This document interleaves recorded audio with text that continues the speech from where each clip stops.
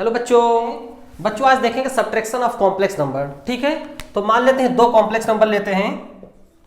पहला है Z1 equal to A plus I B, दूसरा है Z2 C plus I D. ठीक है बच्चों, तो दो कॉम्प्लेक्स नंबर मैंने लिया। ठीक है, एक Z1 है और Z2 है। तो इसमें यह देखना है कि क्या Z1 कॉम्प्लेक्स नंबर में से अगर Z2 कॉम्प्लेक्स नंबर अगर हम माइनस करते हैं तो क्या वो भी एक कॉम्प्लेक्स नंबर होगा। चलिए इसको हम देख लेते हैं। तो क्या करेंगे, Z1 minus Z2 equal to क्या हो जाएगा इसके अकॉर्डिंग, तो Z1 के value A plus I B, right, फिर माइनस क्या हो जाएगा C प्लस आई डी।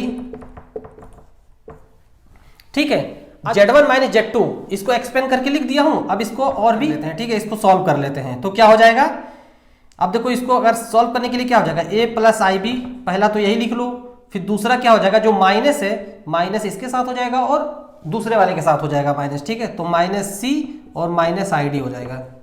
ठीक है, तो इस तरह से अगर सॉल्व करते हैं तो देखो जो रियल पार्ट है रियल पार्ट को अलग कर लेते हैं और इमेजिनरी पार्ट वाले को अलग कर लेते हैं। ठीक है, तो क्या हो जाएगा, लिख सकते हैं a माइनस C, और देखो यहां पर है प्लस आई बी लिख देते हैं, और फिर यहां पर क्या है माइनस आई डी लिख देते हैं। ठीक है, इस तरह से a माइनस C इसको अलग कर लिया और यहाँ पे प्लस का चिन्ह है तो प्लस लगा देते हैं और i कॉमन ले लेते हैं और ये हो जाएगा b माइनस डी।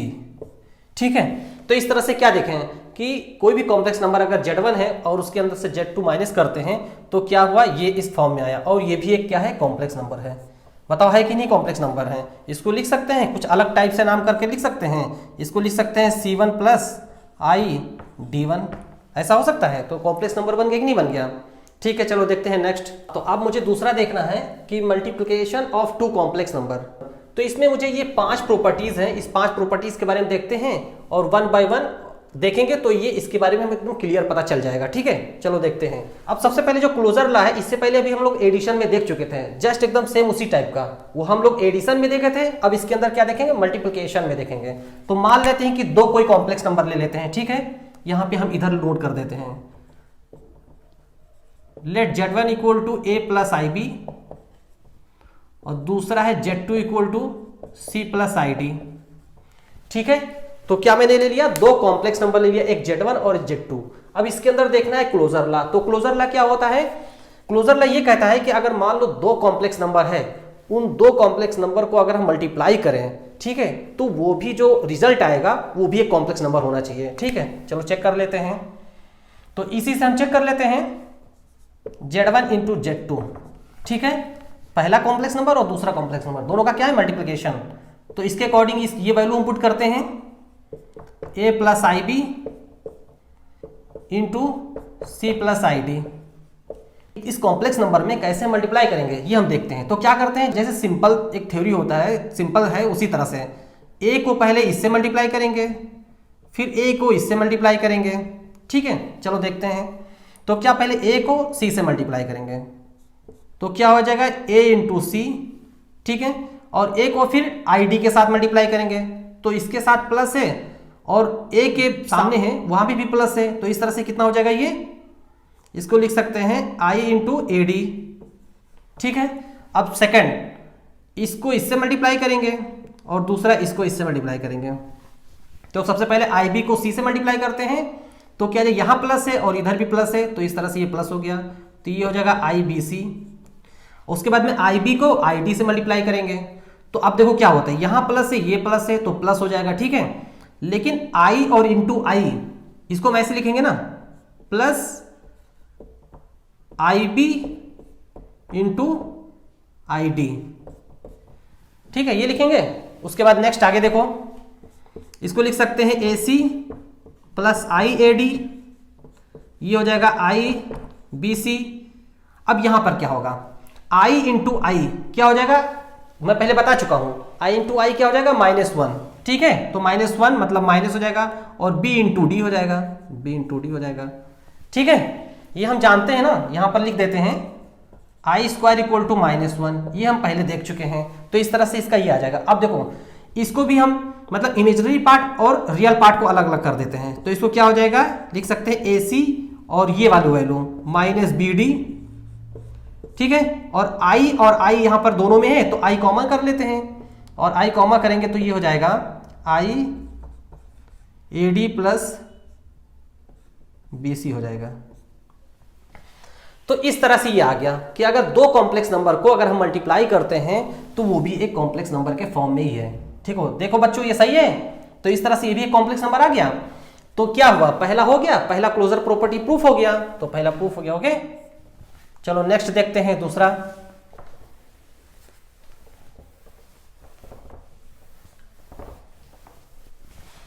दूसरा है द कम्यूटेटिव लॉ। तो कम्यूटेटिव लॉ में जब एडिशन किया था दो कॉम्प्लेक्स नंबर में तो उसमें भी मैंने बताया था कम्यूटेटिव मतलब क्या होता है, कम्यूट करना। कम्यूट का मतलब क्या हुआ, अगर मान लो पहले Z1 इंटू Z2 करते हैं, सेकंड कर देते हैं Z2 इंटू Z1, तो क्या ये दोनों सेम होंगे? तो कम्यूट लॉ में क्या देखें, मान लेते हैं कि पहला Z1 ले लेते हैं इंटू Z2 करते हैं, ठीक है, और इसके आगे यहां पर पहले हम Z2 ले लेते हैं फिर Z1 लेते हैं, तो क्या ये दोनों सेम रहेंगे? ऑब्वियस सेम रहेगा।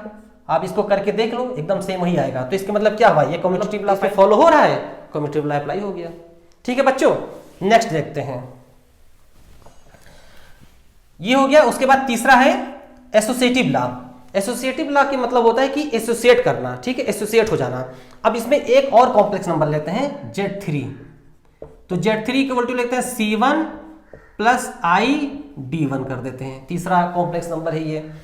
तो इसमें क्या है, एसोसिएटिव लॉ में, इसमें देखो एसोसिएटिव लॉ में देखो मतलब क्या होना चाहिए, अगर मान लो पहला Z1 कॉम्प्लेक्स नंबर है और इसको तुम मल्टीप्लाई करना है, पहले क्या है Z2 कॉम्प्लेक्स नंबर और Z3, मतलब पहले मल्टीप्लाई करो Z2 कॉम्प्लेक्स नंबर और Z3, उसके बाद में Z1 के साथ मल्टीप्लाई करो, तो क्या ये वैल्यू, और दूसरा सेकंड हम इधर करते हैं, मान लेते हैं Z1 कॉम्प्लेक्स नंबर मल्टीप्लाई करते हैं Z2 के साथ, उसके बाद में हम Z3 करते हैं, तो क्या ये और ये वैल्यू सेम आएंगे? ये ऑब्वियस सेम आएगा।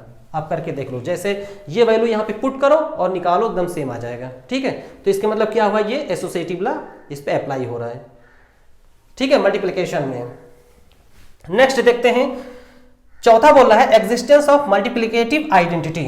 अब इसमें मुझे मल्टीप्लिकेटिव में आइडेंटिटी फाइंड करना है, तो ये कैसे फाइंड करेंगे? देखो बच्चों, अगर मान लो कोई भी एक कॉम्प्लेक्स नंबर लिखते हैं Z1, क्या लिखते हैं Z1, तो एग्जिस्टेंस ऑफ मल्टीप्लिकेटिव आइडेंटिटी का मतलब होता है कि कोई भी कॉम्प्लेक्स नंबर है, उस कॉम्प्लेक्स नंबर के अंदर हम क्या मल्टीप्लाई करें, उसके साथ क्या मल्टीप्लाई करें कि उसका जो वैल्यू है सेम आ जाए। मतलब जैसे जिसके साथ मल्टीप्लाई करेंगे वही आना चाहिए। मतलब इसके साथ में क्या यहां पर मल्टीप्लाई करूं कि इसकी वैल्यू हो जाए Z1 ही आए। अब आप बताओ बच्चों, सोचो इसके अंदर, अगर Z1 के साथ अगर यहां पे 0 मल्टीप्लाई करेंगे तो ये वैल्यू 0 हो जाएगा, तो इसके बराबर नहीं आएगा, ठीक है। लेकिन अगर हम यहां पर 1 के अलावा कुछ भी अगर यहां लिखेंगे तो ये वैल्यू नहीं आएगा, तो इसके मतलब क्या हुआ, यहां पर 1 कर देते हैं। Z1 को 1 के साथ मल्टीप्लाई करेंगे तो Z1 ही आएगा, तो इसका मतलब क्या हुआ कि इस Z1 का, ठीक है, इस Z1 का आइडेंटिटी कितना है मल्टीप्लिकेशन में, 1। मल्टीप्लिकेशन में किसी भी कॉम्प्लेक्स नंबर का आइडेंटिटी हमेशा 1 होता है, ठीक है। तो इसका क्या हो जाएगा वैल्यू, आइडेंटिटी हो जाएगा हमेशा 1, ठीक। तो ये हो गया। इसके बाद देखते हैं एग्जिस्टेंस ऑफ मल्टीप्लिकेटिव इनवर्स, ये चेक कर लेते हैं। तो मल्टीप्लिकेटिव इनवर्स का मतलब क्या हुआ कि कोई भी कॉम्प्लेक्स नंबर है, उस कॉम्प्लेक्स नंबर में मल्टीप्लिकेशन का इनवर्स फाइंड करना है, ठीक है, इनवर्स फाइंड करना है। तो इन कैसे फाइंड करेंगे, मान लेते हैं कोई भी कॉम्प्लेक्स नंबर Z1 है, इसके साथ तुम क्या मल्टीप्लाई करो कि इसकी वैल्यू 1 आना चाहिए, ठीक है। अगर यहां पर तुम ये वैल्यू फाइंड कर लो तो यही है, इनवर्स हो जाएगा इसका। तो यहां पर तुम सोचो, अगर मैं इस Z1 का कॉम्प्लेक्स नंबर का ही अपोजिट, मतलब 1/Z यहां पर अगर इसके साथ मल्टीप्लाई कर दें तो इसकी वैल्यू 1 आ जाएगी कि नहीं आ जाएगी? और इसके अलावा तुम यहां पर कोई भी कॉम्प्लेक्स नंबर रखो तो 1 कभी नहीं आएगा। तो इसके मतलब क्या हुआ, Z1 का इनवर्स हो जाएगा 1/Z1 हो जाएगा, ठीक है बच्चों। तो इस तरह से क्या हो गया, Z ये हो जाएगा। तो ये पांचों पता समझ में आ गया। तो इसी तरह से ये मतलब मल्टीप्लिकेशन ऑफ 2 कॉम्प्लेक्स नंबर का ये 5 प्रॉपर्टी के बारे में हम देख लिए हैं। अब इसके आगे नेक्स्ट देखेंगे, ठीक है।